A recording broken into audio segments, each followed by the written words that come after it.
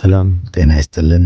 እንደምን ከረማችሁ ውድ የቮይስ ኦፍ ራያ ተከታታዮቻችን፣ ዛሬም እንደተለመደው አዲስ ራያን የሚመለከት ጽሑፍ ይዘን መጥተናል። እስከ ፕሮግራማችን ፍጻሜ አብራችሁን ቆዩ። የዛሬው ርዕሳችን አላማጣ ግን ከምር ታሳዝናለች የሚል ርዕስ ይዘን መጥተናል። እስከ ፍጻሜው አብራችሁን ቆዩ።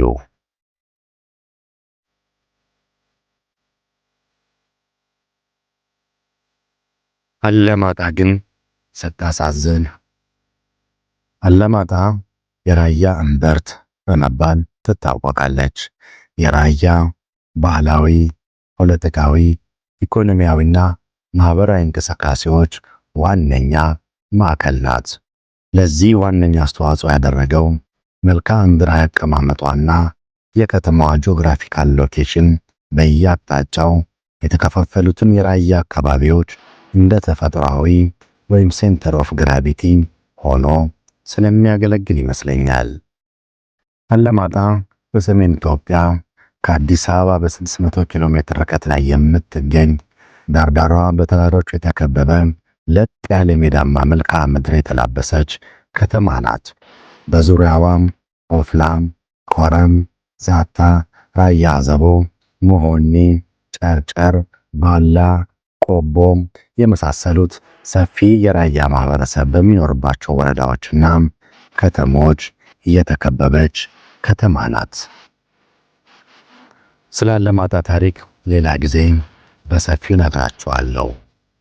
የተለያዩ ሰዎች ለተሻለ ኑሮ ከሌሎች አካባቢዎች መጥተው አላማጣ ሲኖሩ አይ አላማጣ ናይ ድኻታት ስዑድ እኮ እያ ወይም የድሆች ሳዑዲ አረቢያ የተባለላት ከዋግ፣ ከኦፍላም፣ ከተለያዩ የትግራይ አካባቢዎች፣ ከተለያዩ የወሎ አካባቢዎች፣ ከአፋር እንዲሁም ከሌሎች ቦታዎች መጥተው ጎጆአቸውን የቀለሱባት፣ ኑሯቸውን የመሩባት፣ የወለዱባት፣ የዳሩባት ብሎም ንብረት ያፈሩባት፣ እንግዳ ተቀባይ፣ ደግ፣ ክፋትን አብዝቶ የሚጠየፍ አቃፊና ኢትዮጵያዊነቱን አብዝቶ የሚወድ ኩሩ ሕዝብ የሚኖርባት ውብ ከተማ ነች። 2010 ዓመተ ምህረት ይመስለኛል አለመግባባቶች ሰፍነው የከተማይቱ ወጣቶችና የከተማይቱ አስተዳደር ወደ ግጭት የገቡት። በወቅቱ ከፍተኛ ግርግር ነበር። ወጣቶች መንገድ በመዝጋትና ሰልፎችን በማድረግ ተቃውሟቸውን ሲያሰሙ፣ በወቅቱ የነበሩ የጸጥታ ኃይሎችና በከተማ የነበሩት የቀድሞ ልዩ ኃይል አባላት ሰልፉን ለመበተን የኃይል እርምጃ በመውሰዳቸው ግጭቱ ወደ ለየለት ሁከት አምርቶ ከተማዋን የፌዴራል የጸጥታ አካላት እስኪመጡ ድረስ ለቀናት ከባድ ውጥረት ውስጥ ነበረች። በወቅቱ የነበረው ግጭትም ብዙ ወጣቶችና የጸጥታ አካላት ጉዳት የደረሰባቸው ሲሆን ከ4 በላይ ሰልፈኛ ወጣቶችም ሕይወታቸው እንዳለፈ አስታውሳለሁ። አላማጣ ስታሳዝን። ከዛን ጊዜ ጀምሮ አላማጣ ፍጹም የሆነ ሰላም አግኝታ አታውቅም። በማህበረሰቡ ውስጥ ብዙ ክፍፍሎች ነበሩ። አልፎ አልፎም ጥቃቶችና ግጭቶች ይከሰቱ ነበር። ተቃውሟቸውን የገለጹ በርከት ያሉ ወጣቶች ታስረው የነበረ ሲሆን ሕይወታቸውን ካጡት ተጨማሪ አካላዊ ጉዳት የደረሰባቸውም ነበሩ።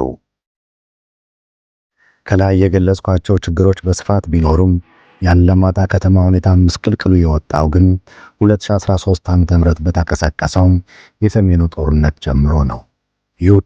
ይህ ጦርነት ብዙ ለውጦችን አስከትሏል። አላማጣ የሁለት ክልሎች አዋሳኝ እንደመሆኗ በአማራ ክልል ይገባኛል ጥያቄ ከሚነሳባቸው የራያ አካባቢዎች አንዷ ናት። ስለዚህም በሁለቱ ክልሎች ሰጣ ገባ መሃል ቅርቃር ውስጥ ገብታ ትገኛለች። ቀጥሎም ከ2013 ጀምሮ በሁለቱም ክልሎች እየተፈራረቁ አስተዳድረዋታል። አላማጣ አሁን ከተማዋ ሁለት መንግስት አላት። በከተማዋ ሁለቱ ክልሎች የየራሳቸው መዋቅር አላቸው። ሁለቱም ክልሎች የከተማዋን የመንግስት ሰራተኞች ተካፍለው ይዘዋል። የራሳቸው ደሞዝ ይከፍላሉ። አላማጣ ውስጥ የመንግስት ሰራተኛ መሆን ፈተና ሆኗል። ምርጫ ይሰጣል። ወይ የአማራ ክልል ሲቪል ሰርቪስ ወይ የትግራይ ክልል ሲቪል ሰርቪስ፣ አንዱን ምረጥ ትባላለህ። አንዱን ስትመርጥ በሌላኛው እንደ ከሃዲ ትቆጠራለህ።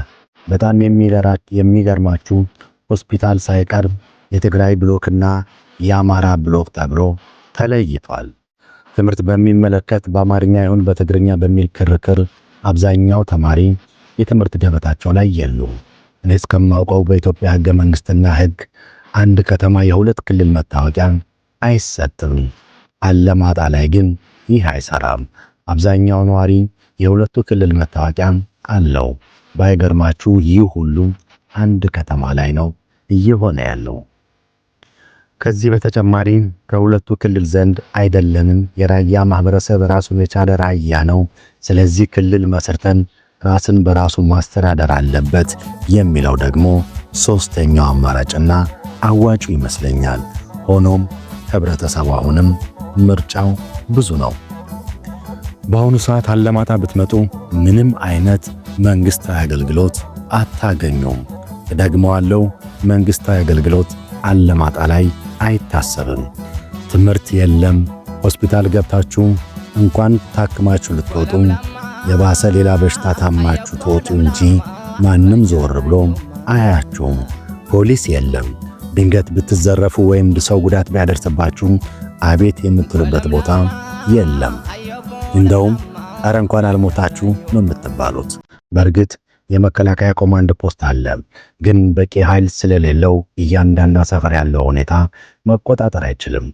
አሁን ሁሉም ሰው ጀርባውን አያምንም።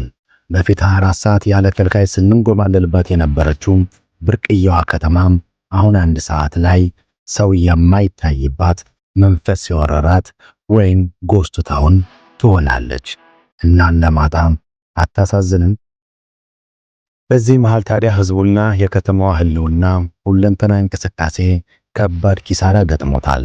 ከዓመታት በፊት ኢትዮጵያ ካሉ ትልልቅ ከተሞች የማይተናነስ አስደናቂ እድገት የነበራትና ብዙ የሌሎች አካባቢ ማህበረሰቦች ደግፋ ይዛ የነበረችው ከተማ አሁን ላይ አይደለም ሌላ ልትሆን ለራሷም መሆን አቅቷት ህዝቡ አገልግሎት ማጣት የሚሰቃይባት፣ ገንዘብ ያለው ሰው ታፍኖ ብር ከቤተሰብ የሚጠየቅባት፣ አንድ የጠናባት፣ የብሽሽቅ ፖለቲካ ልምዷ ያደረገች፣ ስርቆት የተስፋፋባት፣ የህዝቧ በአመለካከት የተከፋፈለ፣ ሰላሟን ያጣች፣ የጸጥታ ስጋት ያለባትና ወጣቶቿ ስራ አጥተው በስደት ሄደው ህይወታቸውን የሚያጡባት፣ ተስፋ በመቁረጥ የሰፈነባት መንግስት አልባ ከተማ ሆናለች። ይህ ሁላ ሲሆን አላማጣ አሳዘነችኝ። አንድ ሰው የራሱን ቤት በራሱ የሚያፈርስ ከሆነ መቼም ያንን ቤት ማደስ አይችልም። ሁላችንም ልባችንን እንመልስ። እንደማጠቃለያ ከተማችን ብዙ ተስፋ ያላት፣ መልማት የሚችል ግን ምንም ያልተነካለም መሬት ያላት፣ ሀብታም አንጸባራቂ ባህል ያለው ደግ ማህበረሰብ የሚኖርባት ከተማ ሆና ሳለች ነገር ግን ራሳችን በፈጠርናቸው ችግሮች እየተጎዳች ትገኛለች። ለችግሮቻችን ዘላቂና ሰላማዊ መፍትሄን እስካላመጣን ድረስ ከተማችንና ህዝቦቿ ስቃያቸው መቼም ፍጻሜው ሊያገኝ አይችልም።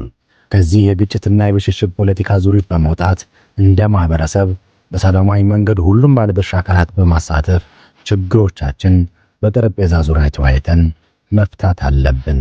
ጊዜው አሁን ነው፣ አራቀም። አመሰግናለሁ። ሰላም ለኢትዮጵያ፣ ሰላም ለሀገራችን፣ ሰላም ለአላማጣችን። እውነትም አላማጣ አታሳዝንም? የዛሬው ጽሑፋችን ነበረ።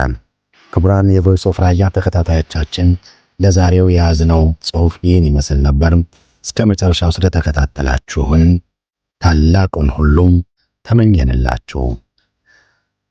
አዳዲስና ወቅታዊ መረጃዎች እንዲደርሳችሁ ላይክ፣ ሼር እና ሳብስክራይብ በማድረግ የዩቲዩብ ቻናላችን ቤተሰብ ይሁኑ። መልካምን ሁሉ ተመኘንላችሁ። ቮይስ ኦፍ ራያ የራዮች ድምጽ ነው።